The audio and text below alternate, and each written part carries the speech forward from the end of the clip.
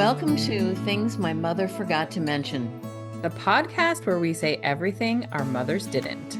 I'm Jan, a trauma therapist and author turned rogue storyteller, here to talk openly about the body, aging, and all the, wait, what? Moments of womanhood. And I'm Patty, an online business and tech nerd whose purpose is to elevate the voices of women in our world and who doesn't believe in taboo topics. Things My Mother Forgot to Mention is the podcast for every woman who's ever said, wait, why didn't anyone mention this to me? Join Jan and Patty, two outspoken, curious, outrageous women, as they dive headfirst into a messy, magical, and often WTF realities of aging, health, and quite simply being a woman. From rogue chin hairs and vaginal thinning to mental health, perimenopause, and scalp cancer. Yes, really. Nothing is off limits. It's funny, it's raw, it's real talk your mother definitely skipped. Let's get into it. Hi, Jan. Hey there, Patty. How you doing? I'm good. How are you? I'm doing pretty good. Sounds convincing. I keep people who listen to this episode, I am recovering from a knee replacement, so it's a long haul. And Yeah. I would have to say I've turned the corner, so I'm happy. Good. That's great. Yeah. Yeah, I know Mhm. it's been not the easiest recovery process yet, so No, it yeah. isn't. Yeah. Well, we're not Anyway, talking about anything to no, do we're with not. Thank joints God we're today, not though. talking about that. Right. We're talking today differently about financing and Yeah. women and their spending and saving and we have a guest with us. Yeah. So her name is Briana Williams. Helps women rewrite their relationship with money so they can create deeper relationships, more purposeful work, and a bigger, wilder, and more abundant life.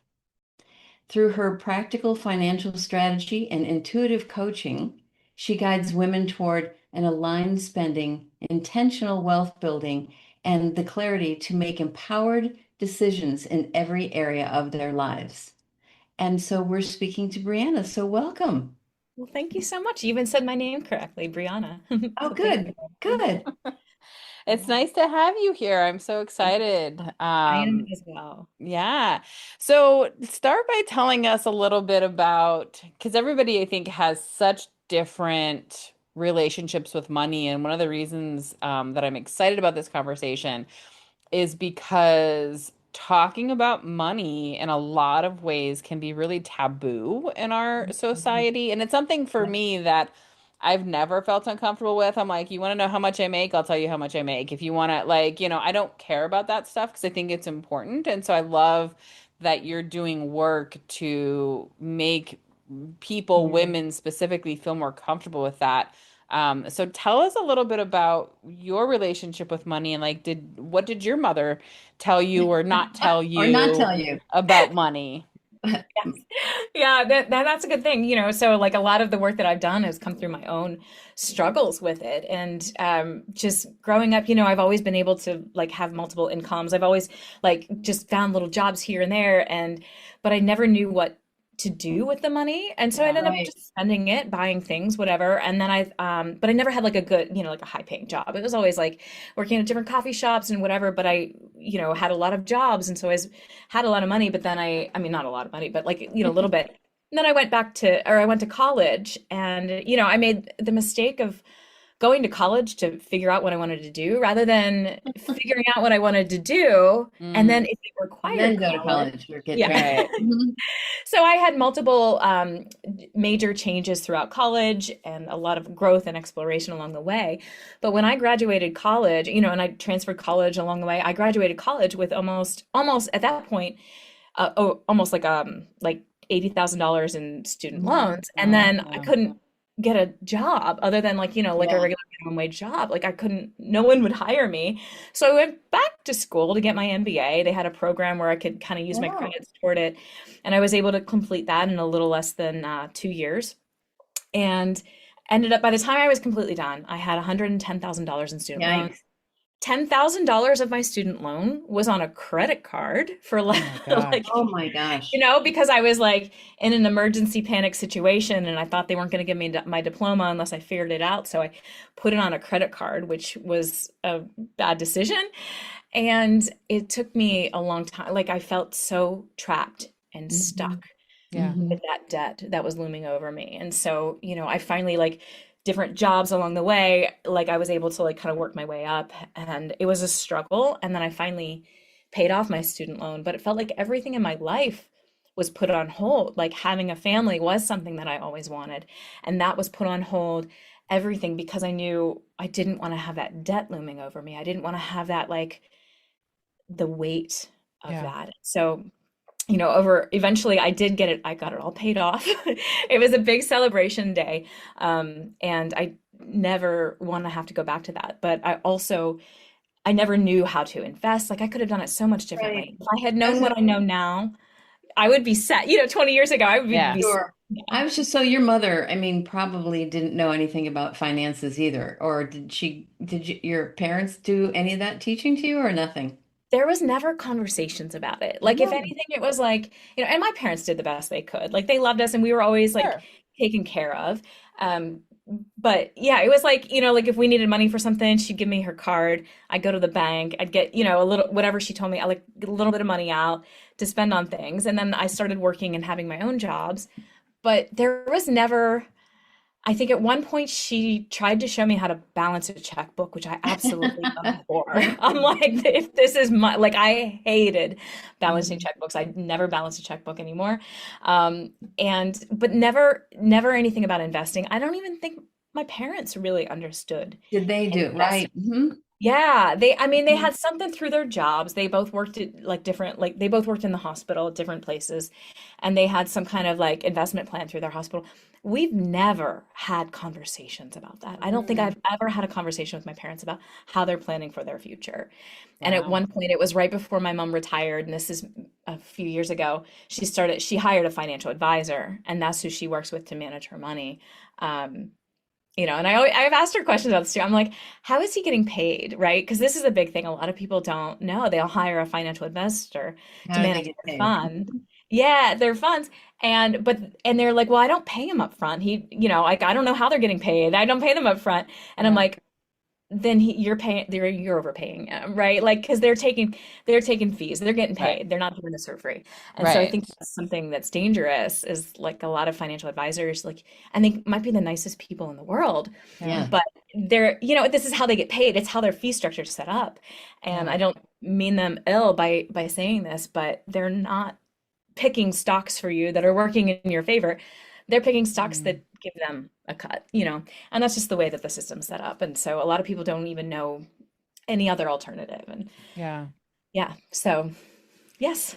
Yeah. So then so you didn't have this sort of example of learning, to deal with money. You got in a situation when you're like, oh wow, okay, now I have over $100,000 in debt. And so what was the process for you? Like, did you learn it on your own, or what did that look like for you to then figure out? Because like if I had $110,000 in debt, I wouldn't know where to start to do it well, and how do I get rid of that? Like a lot of people live with that kind of debt for the rest Yeah. of their lives. So Yeah. how did you figure out that process? Very messily, sloppily. Yeah. Yeah, I wish I had had somebody kind of guiding me through it. Like I felt like I was always in this hustle place of like, okay, I just need to stay above water. Like Yeah. I took a couple temp jobs, but they were temp jobs. And when I got let go from those jobs, I was like stuck in this place of like, oh my God, now what? Right. So eventually I did a lot of networking and I finally was able to get a decent paying job. Um, got laid off from that one and then switched to another job, ended up moving out to Seattle. And then I was able to negotiate better. Once I finally started getting like good high paying jobs, I would hop jobs and take another job. And that was honestly the best way to get a raise rather than staying with the Yeah. company. And so I was able to make good money, but I didn't have a plan. I was just like, I need to get the debt paid off. I could have done it so much faster if I was like keeping track of my money, but I was in like this rat race of I just need to get the debt paid off.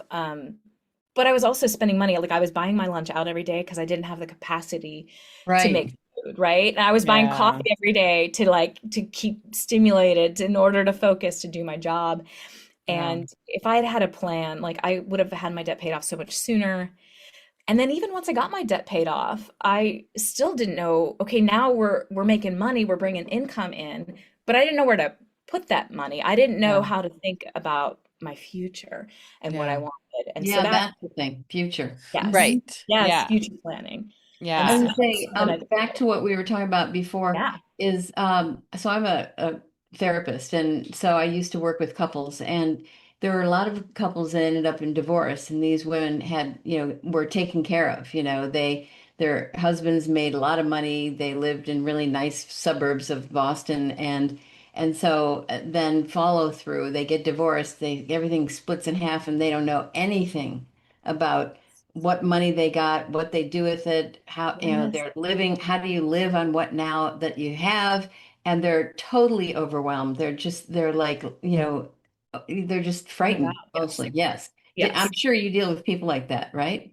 Yeah, yeah, and deal with no, not deal with. I have the honor of working with and supporting women who've gone through that. Yes, and Mhm. it is. So I'm going to say a couple things about that. Is like one is like culturally ingrained in us, Yes. women to be dependent on a man. I mean, look back hundreds of years ago, Yeah. and like, there was this patriarchal system where women couldn't even own property. We were treated That's like less than property. 100 years ago. Yes, Yeah. yes, Yes. yes, and 10 years it's just ago. Okay. astounding to me. Yeah, no, but realistically, it's what it is like 50 or 60 years ago. It Yeah, was, it I would be. think I the would say 40 or 70s, I think 50. was it was something in the 70s, right? Or 80s when women were finally able to have their own credit cards. Is that right? So what I've learned, Lisa, women were legally allowed to open their bank account. I forget when that came about in the 1900s, but a lot of bankers would still require the women to have a male cosigner before they'd let them Mm. open an account, and that didn't become illegal until 1974, which is Wow. really, Yeah. Right. not it. Yeah. Yeah, yeah, and Wow. it's still ingrained in us culturally, where we re-believe like messages of like in our society, like women aren't good with money, which isn't true at all. Like Right. women are actually really good with money when we're taught. This stuff isn't taught in our schools. Oh, Our parents don't always know to teach us, right? Like my parents didn't know. Um, and it's just, where do we get the information? And so we grow up with this shame story of like, I should be doing it, but I don't even know what I should be doing. So Right. Yeah. I'm curious about you. You said that you have a very different story, that you have grown up more empowered with money or something well, like I that. have the same story as you, meaning I used to just get the credit card and I'd go buy whatever I wanted to. And my dad made all the money, and my mom was a stay-at-home mom, and so she's one of those that didn't know how to do anything with money but spend it. And so when I got to college, he paid for everything. I just used the credit card. But when I got married, that was a Yeah. different story. And then I started learning from my husband things like 401k, like what's that, and saving. And every month when paychecks would come in, I'd want to spend it on. And he's like, nope, this percentage is going to go to savings. And so that's what we planned on, and our goals for that, and it's going to be in this fund and this fund. And so he started teaching me, and then he made me listen to me, he made Maybe. me learn QuickBooks, because when I started my private practice and my businesses, he's like, I'm not taking care of those. You got to do that. So he taught me a lot about that. And then I got into learning about, spending, expenses, income, all those things. And so I kind of, and then when our kids got older, we got a college fund for them when they were born. So I'm like, what? What do I have to do that for? But from the I think the message isn't what do I do with my future? Women don't think about that, but that's such a big message. I mean, maybe even some men don't even think about that. Yeah. Yeah. But it's not just women who have that problem, and everybody spends whatever they make, and that's where you get into trouble. And so my husband said, no, it's different because we think that we're going to be taken care of by the government, and that's just not going to be true. Who knows what's going to be in the future? So he taught me a lot about that. I was resistant. I was pretty resentful, but Tell I'm me very about that. thankful. What was the resistance? There was just like, learning to do QuickBooks and to look at what expenses were and what expenses were being, but it's Yeah. so once I figured out, I could look at my business and I could see income, expenses, where the expenses were, what Mhm. percentage, all those things that would tell me how the business is doing. It's like a thermometer. It's like, is it healthy or is it dying? And Yeah. and I just, that's what I thought was really helpful. And then I was like, yeah, I want to know about this. So, and I'm Yeah. not an expert at it, but I definitely enjoy it more because I feel like as we've gotten a little bit older than everybody here, in our senior years here, it's really nice to know, as hard as it was saving then, because you're living paycheck to paycheck, is what was great is once you got to the point where you're saving money and you see it. And we had someone who does all of our kind of investments, and my husband watches all that and has learned from that. I even go to those meetings and I'm sit there listening to the meetings of, all these things. I'm like, what's that? What are they talking about? So I think I recommend everybody do that. And the resistance we have to say, I don't want to learn it. I don't know where that comes from. I mean, I think that's not Mm. being responsible as a human being and taking care of yourself. Well, So and anyway. I don't know that it necessarily comes from irresponsibility. I think a lot of it, like it's trained in us, right? Like Hmm. especially Hmm. women, we're learned dependency. We need to be dependent upon a man. But then, like you said, if there's a split, if there's a breakup or Which is divorce, one out of every two. That's how it is. yeah, and so I think it's a lot deeper. There's a lot deeper psychological Mhm. layers into like that Yeah. resistance around it. But especially with women and men have their own stories. We have our own thing. I'm curious if you know where your husband learned to handle money. Like, did he have Well, someone he teach learned him? as an accountant. So Okay. he, as an accountant, he would sit and, run through businesses and, do all their taxes and everything. And Yeah. so when I started having my own business, that's where I learned a lot of it because he was Mm. teaching me, this is what you look at, and this is the bottom Yeah. line. These are the taxes. This is an expense. This isn't, you can't use that as an expense. Yeah. And so, and where did he learn it from? His father? I Mhm. don't think his father did. His mom certainly didn't do it. So, osmosis? I mean, I don't know. Well, did he go to school to Yeah. become an accountant, Yes, he presumably? did. Yeah, he Yeah. did. Hmm. Yeah. And I think that like I think there's a lot of shame that comes with money. So that's something that I've dealt with. And Brianna and I have worked together in various ways where I've supported her in her business. And recently she and I met and talked about some of my money stuff as well, which is kind of what led me to be like, oh wow, I think you'd be great for this podcast. And one of the things that I found is that I have a lot of shame around money. And for me, it's because I was never taught, but I feel like in so many ways in our world and our society that I should just know how to do that stuff. And so because I don't do it well or I never learned how to do it or figured it out, therefore I have Yeah, that's shame what. Yeah. because I have debt and like I said, I don't have a Shame, right. safety net. I don't have, all of these things and I'm a business owner, so I feel like, oh, well, I should have these things and I'm paying myself and I pay attention to my numbers and I know what's happening, but I still am struggling financially in a lot of ways. And so I find that I have a lot of shame Mhm. around that. And so I think that in my side of it, then I think sometimes for women or people in general, we put our heads in the sand because we're afraid to look at it because it's embarrassing or we Yeah. feel shameful about it, Mhm. you know?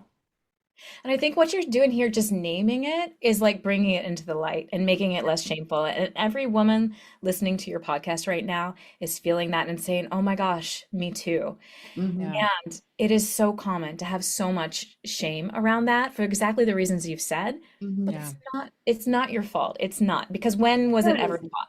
Unless you're Right. lucky like Jan and you have a husband who's like, I'm going to show you. I don't Yeah. think I'm going to show you how to do it. I Yeah. think Brianna, though, it is cultural and it's not their fault. But what I was kind of talking about is that then when you're out on your own, I think women really forget to think about the future. Maybe they're looking for another man or going back to an old safe pattern that's going to help Hmm. them. But it's like this is about being responsible, taking your own Yeah. life and Yeah. I can make a choice. I can do this and I can do that. And a lot of women don't know how to do that. So, Yeah, Right. and a lot of it's just not knowing where to start and right, exactly. having some kind of guidance through that. So where And do you once you start? realize what's that? Where do you start? Well, there's a couple of things that you do, and it depends on where you're starting from, right? Like every person is in their own space. Like if you're starting from like where I was, like with all that debt is, like getting the debt paid off, but I could have done it so much smarter, right? Like I could have been more intentional with my money and had it paid off quicker. And in fact, going back even further, what I would have told my younger self, I mean, it's hard to go back and say like I've regrets because part of it is also the growth. Like I Hmm. learned so much about myself along Hmm. the way. But if I were to do it again, I would not have done college. I don't need college for what I do. I would have gone on to like specializations and educations and different things like that. But college was, like about six major changes along the way and then a lot of debt and then not being able to get a job for a while. So I would have not taken out the debt. I would have, right. But where you are. And so like if a woman is starting, if she's starting with a lot of debt, if it's credit card debt, pay off the credit card debt because those are designed to keep you trapped. Hmm. There's such a high interest rate. So get those paid off. And then put some emergency fund set aside so that like if something happens, Yeah. you Good. don't have to go to debt again, right? And actually they say Hmm. that to set aside like a month's worth of emergency fund and then pay off the credit card and then save up a little bit more, 3 to 6 months, and then you start investing, right? And that's kind of like the big financial gurus, that's kind of the recommendation. And like so like wait until step 4 to start investing. But I'm going to disagree here. I think especially for women, investing is such a black box of like, oh my gosh, like it feels hard, it feels scary, I don't know how to do it, I'm not equipped, I'm not good enough. Like all of the shame stories show up and all of our limiting beliefs. And it becomes this someday I'll do it after I get all this taken care of. And I want to Right. say, make that day today, right? Even if you are only investing like $5 a month, or even if it's like $2, even if $2 is all you can do, to me, it's about getting the energy set up, like get the system set Hmm. up, Mm. start the automation because it's really simple once you start. You set it up, you automate it, you're putting the money in, and then as soon as you get that debt paid off, you can hit it harder, right? Yeah. But that way it's no longer scary. It's no longer this like, oh my gosh, I don't even know what I'm doing. We're not stuck in those limiting beliefs of I don't know how to. And the thing is with investing, and Jan, I feel like you probably know this, is like the time value of money is the most important thing. So the sooner you start, the Yep. better you get your money working for you, right? And the compound interest that you get from investing earlier, like even somebody investing like 10 years earlier than I am now, like I'm 46 now, like it would have been great to have that 10 years. It's okay. This is where I am. Um, but it's like that time value of money. So just getting started, letting it not feel scary is Yeah. kind of what I recommend. I love the thing that you can just set up and well, we're in Bank of America. You can just set up every month. It goes into a separate fund. You don't even get to see the money. Yeah. That's the kind of thing we do. And I think that's what That works for everybody kind of so many wants. I people. think that works for people. It Yeah. Yeah. helps, Yeah. right away, rather than you even saying, oh, now I should put that over my savings, but I could, I don't know but what you're I talking really want to about. get this new couch. Uh-huh, uh-huh. So, so when you talk about like investing, so I know for myself, and I think there's a lot of people out there like the idea of investing is super overwhelming, and like what is that like? And I think that like when I think about investing, I'm like, okay, now I have to understand the stock markets, and I have to understand this and that, and like so. What do you how do people start that process like and also I like the idea that you talk about like start investing $2 a month like that I'm like oh I could do $5 a month like to invest to start and I like the idea of because I teach it in my business of like just get a basic system in place to get used to actually doing something and then as your business grows or if something changes you have it's a muscle that you're used to flexing and so you're kind of talking about the same thing there. So how do people like understand that stuff and like not feel overwhelmed by it or start that process? Yes. Yeah. So the first thing I say to do is like open up a brokerage account if you don't already have one. If you're an employee, you might already have one. Like if you've ever had a 401k set up, like, the big three is like Vanguard, Charles Schwab, and like Fidelity, but there are others out there. And open up an account. It's free to open up. You just need your social security number and some other personal information. And then you want to open up like a regular brokerage account, but then like a Roth IRA, I say, because there's tax advantages to that. There are certain limitations you kind of need to understand about that. And then I say like just start investing in some index funds. Index funds, because here's the thing, don't stock pick, right? Stock pick is like playing the slot machines. So if you're like somebody who's like, you know what, I like playing slot machines. I don't expect to ever actually win anything. I just do it because I have fun. And I spent, X amount of money on vacation once a year on the slot machines. And now you stock pick, like treat it the same way is what I say. Because I used to do that. I used to spend a lot of time like researching different companies because I didn't know how to do it, and I would be like, okay, this is a good company and this one and this one. And I would invest in it. And at first, like it started taking off and I was like, oh, this is cool. I finally got it. Every single one of them, I have lost. I have lost thousands of dollars doing it that way. So I do not recommend that. And that's why they say like a diversified portfolio. And that's where index funds come in. And I think index funds captures like a wide array of a whole bunch of the top performing companies. And it's constantly on rotation. So like companies that aren't performing as well drop out where new ones come in. So that's what I say. So just start investing and automate it so that every month or however often, you can do it every week or probably even more frequently if you want, you're putting a little bit of money into the investment. So, Brianna, what would you suggest though? How much money should you have before you start going into like getting stocks and things? Should you have a fund for, I mean, do you know what I'm asking? How much money should you have around you maybe for crisis? And this is for Yes. whatever. And then this is 401k for me. And then now I'll look at my stocks and bonds. I mean, that to me, that seems like what's the order of doing that? What would you suggest? Yeah, no, great question. So what I recommend is first go ahead and set up like the $5 a month or $2 a month just so that it's happening, so that it doesn't feel scary for you, right? Like that, I feel like just do it. It doesn't cost any money to have the brokerage account. And if it's just like a couple dollars a month, that, if you can do that, do that. That's my recommendation. And that's different for most of the financial advisors in the world. They'll say, first do, and I do agree with this part. Like, so like first thing is to have like a month's worth of income set aside. That's like your emergency fund, right? So whatever that is for you, that way, if something happens, you have a pet get sick or car breakdown or, Patty, I know you had to get a new computer recently. And so like having money that you're not stuck and that you don't have to put it on debt. So, yeah, so that like 1 month, and then start paying off any credit card debt, and specifically credit card debt because of the high interest rate. Right. So get your credit card debt paid off, hit it as much as you can, throw as much money as you can out of there. Some people have an option to get like a personal finance loan that you can get a much lower rate. I have clients who have done that. And then sometimes like you can get like a financing option with your house where it's more of some kind of personal loan that you can do. And so you get a lower rate. And so you're not getting so much interest. Otherwise, just hit that credit card debt, get it paid off. And then the recommendation is 3 to 6 months worth of income. Set that aside, put it in a high yield savings account.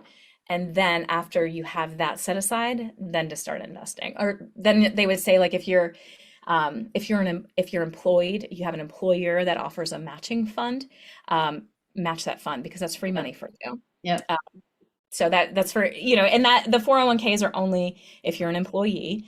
But then, yeah, do that. And that is investing. You are investing in the stock market when you have a 401k. Right. And then you start doing it on your own. You start investing hard because you're going to need more than what you've got in that 401k by the time you retire.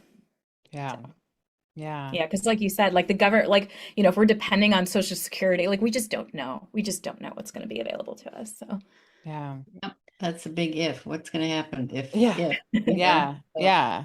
So you work with a lot of women that are in these scenarios and things like that. So what do you see most common come through as far as like what women are struggling with or like the myths that they believe and things like that as they start to become more financially independent or even just start dipping their toe in like, oh, maybe I can have some sort of, agency over my money. right. Yeah. And it's there's quite an array. Like I have some women that have a high amount of debt. that it's first, you know what, I need to make a little bit of extra money on the side to hit that and knock that Mhm. out. And sometimes it's really helping them find support. You know, like I have one client who got like a family loan to move her credit card to the family loan, and now is much, you know, is a much more like lower interest rate for her, but Right. she still wants to get that debt paid off. So she's just looking for like a secondary income source to help knock that out. And then we'll move into like more of like the longer term goal planning, goal setting, like how much do you need to retire to live the life you want? When do you want to retire? Because this idea is Yeah. like we don't have to be 65 when we're retired. Like, and to reframe the word retire, it doesn't mean stop working. It means I work because I want to work. I work because Yeah. it's fulfilling to me, not because I have to. And so I love that concept of like, it's really more about financial freedom. And so taking a bigger, longer look at the financial freedom plan.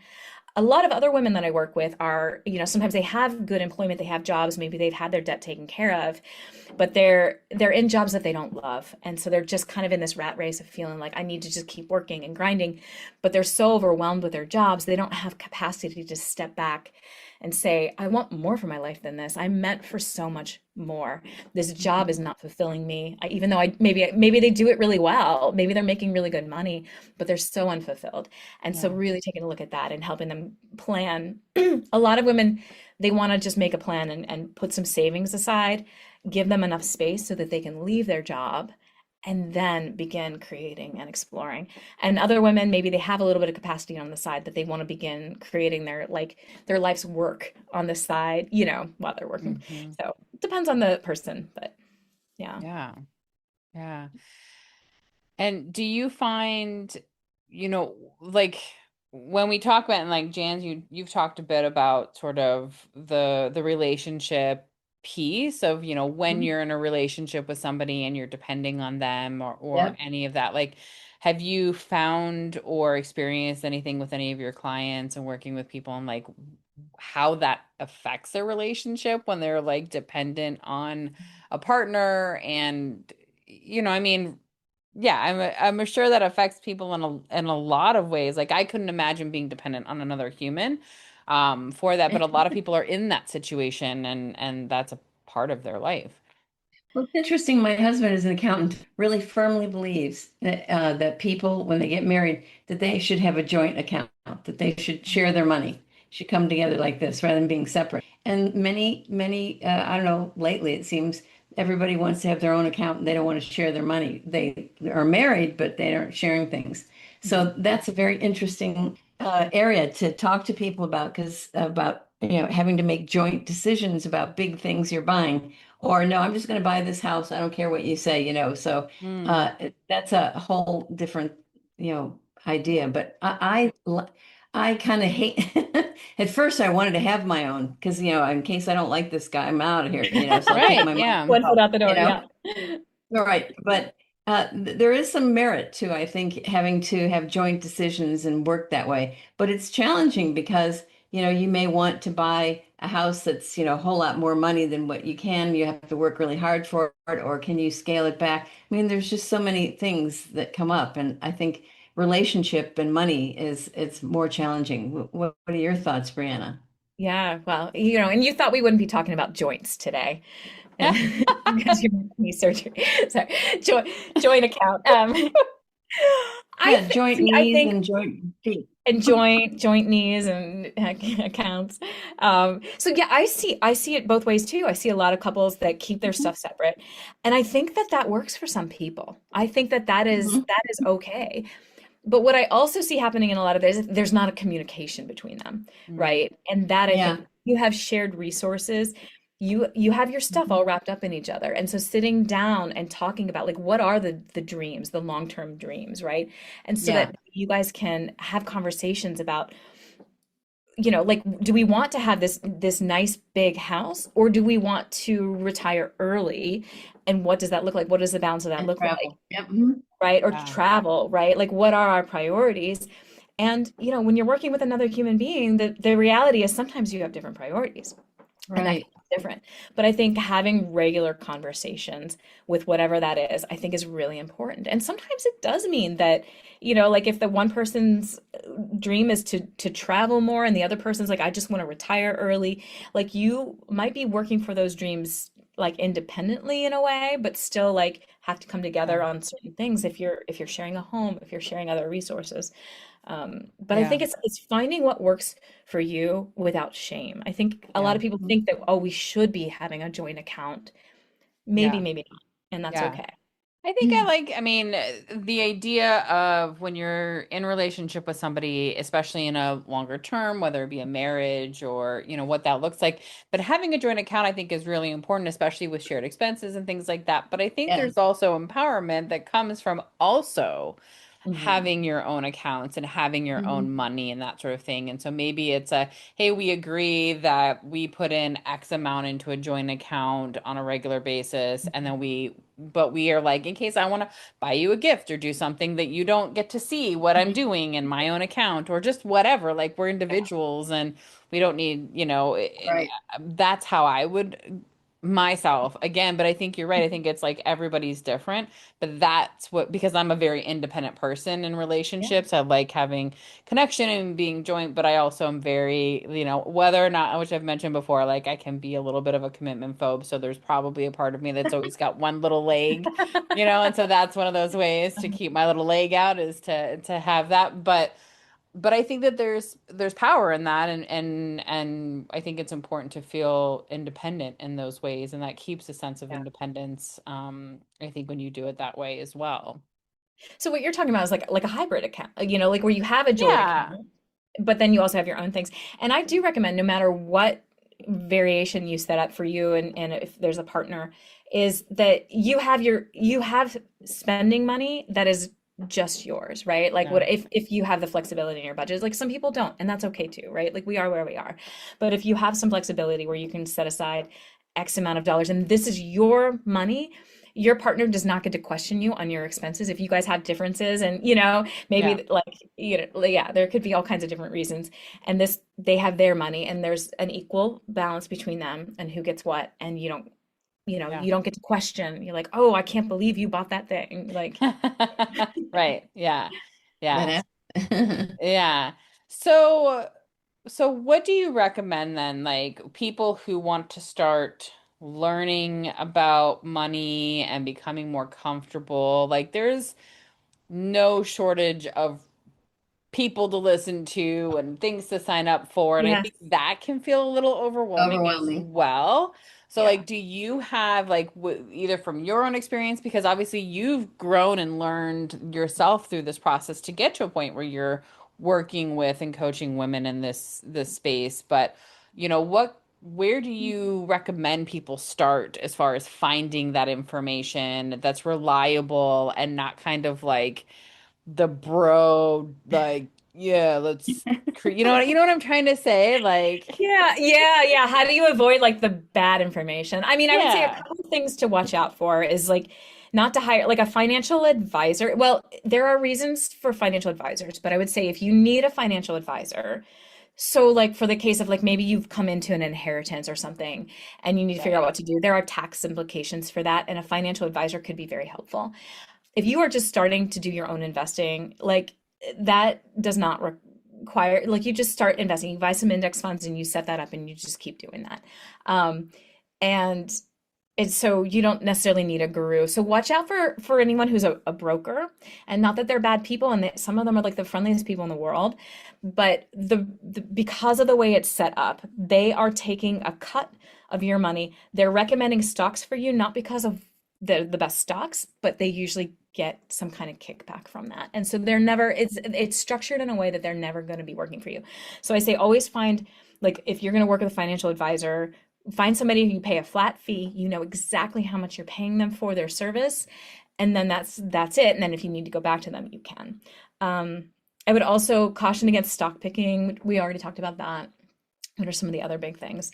Um, I had a couple are notes on there that. are there people that you follow, are there Resources. resources that you go to when you want to learn and get more information or anything like that that you find Yeah. credible?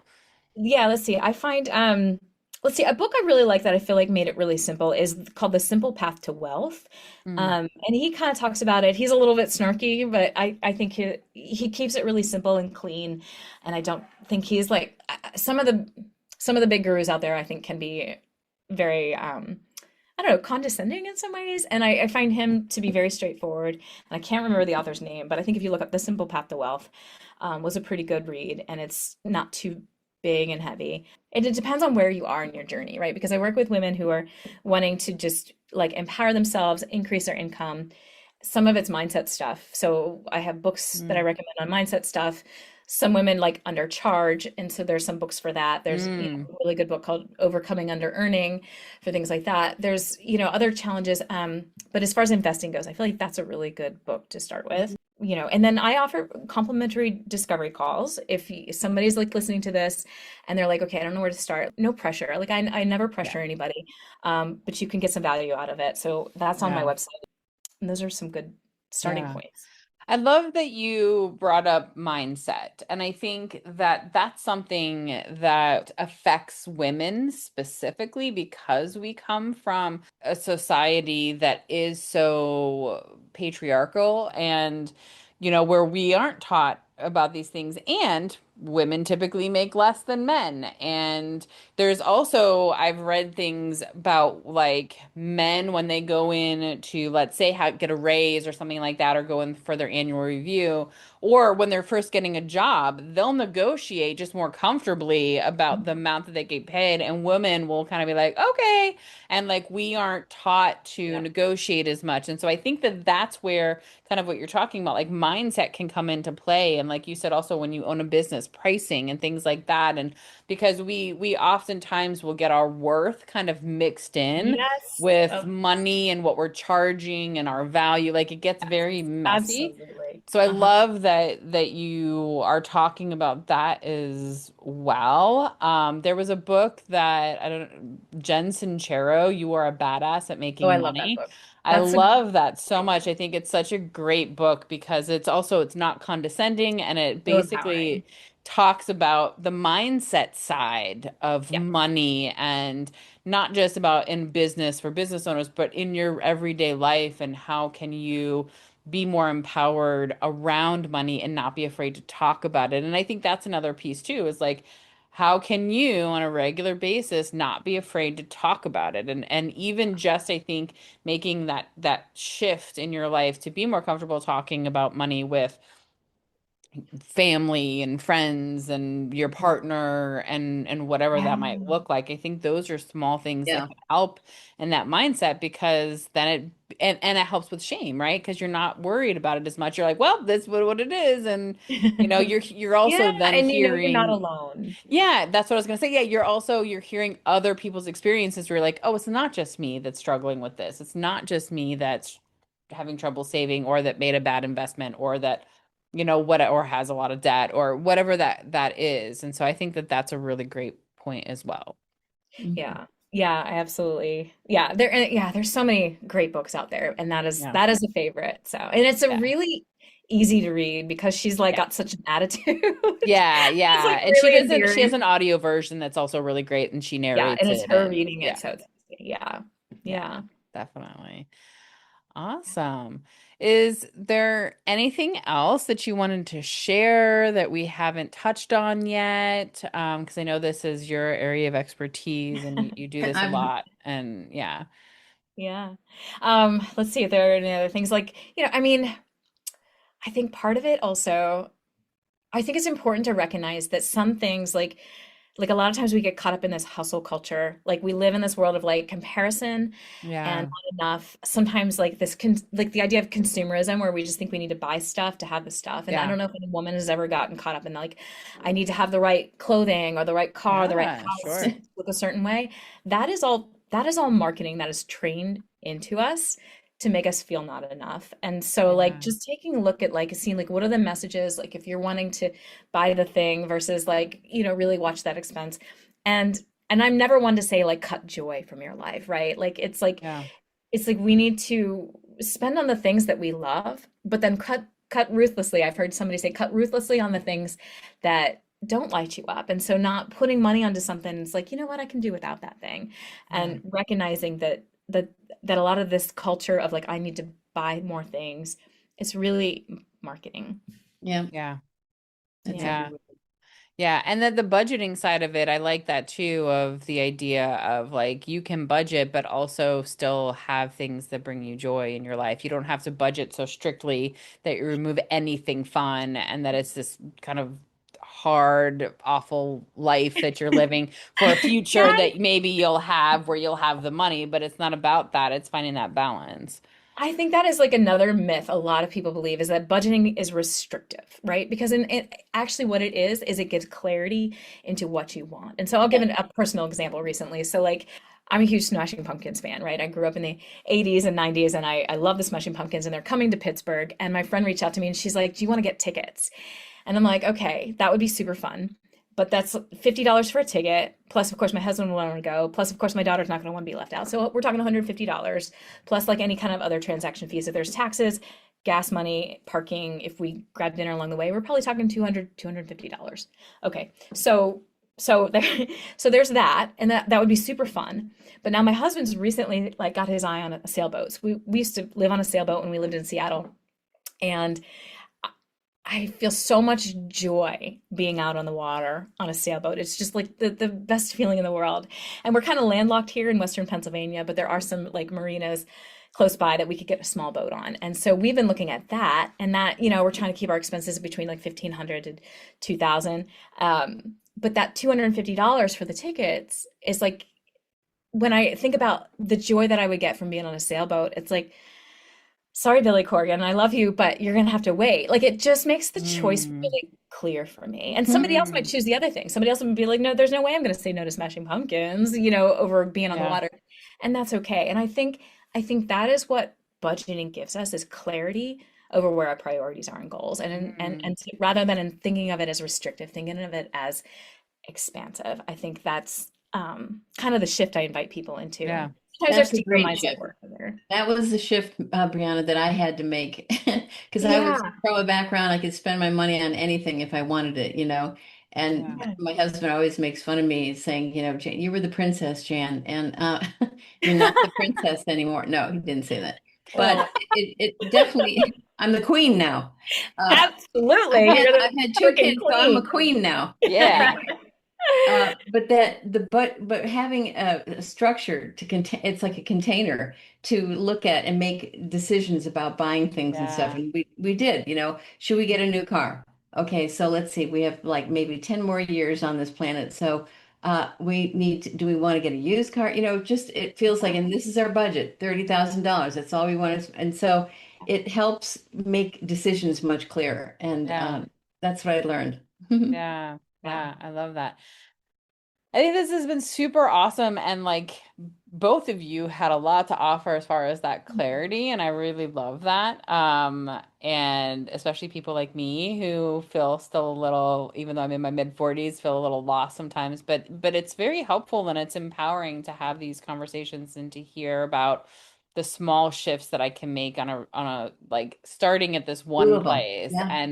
and it makes it less overwhelming and less scary and less shameful then. And so then it's sort of like, okay, cool, I got this. I can, it's like any routine that you're starting to create and starting small and letting it grow. And I think that's really awesome. Yeah.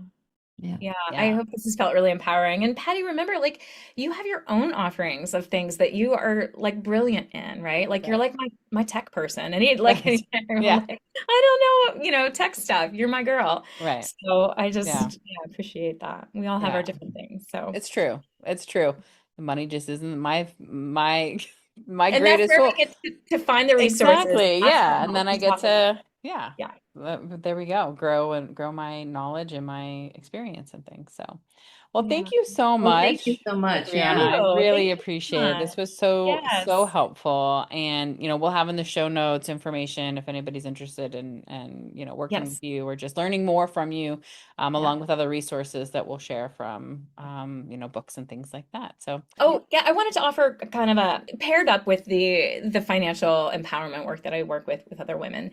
A part of there is like also a spiritual part of it. And so I do what's called Akashic record readings, and your Akashic records is like a library of like your soul's, like everything related to you and your soul's experience. And so it's a spiritual guide. It's not a psychic reading. It doesn't predict the future, but it reads the energy of now. And so when I open, when somebody gives me permission to open their Akashic record, we can ask questions around like anything like blocking them financially. We get all kinds of ideas in there, things that we might not have had access to before, right? Things that might not have been in our awareness. And so, it expands kind of the opportunities, the possibilities available to you on a spiritual level. And so that is something that I also offer in addition to my other programs. And so, and if any of your listeners were interested in experiencing that, I'm offering it at 40% off. So $45 with the code MyMother45. And you're welcome to use that until the end of August. And awesome. Thank you. And I'll add it in the show notes as well. So if anybody wants to learn more about Akashic readings and what that means and any other ways to work with you and both in the physical, financial, or in the spiritual level of that, then they can reach out to you. All right. Thanks so much. Awesome. Thank you so much. Thanks, Briana. All right. Thanks. Thanks for listening to the podcast. If you like what you've heard, please share it with friends, subscribe, and leave a review. And remember, information shared on this podcast is not medical advice. If you have a concern about your physical or mental health, please seek support from a professional. If you have a story you'd like to share about things your mother forgot to mention, you can apply to be a guest. We'd also love to hear a quick 90-second thing you've learned in your life. You can find links to both of those over at our website at thingsmymotherforgottomention.com or in the show notes. Thank you.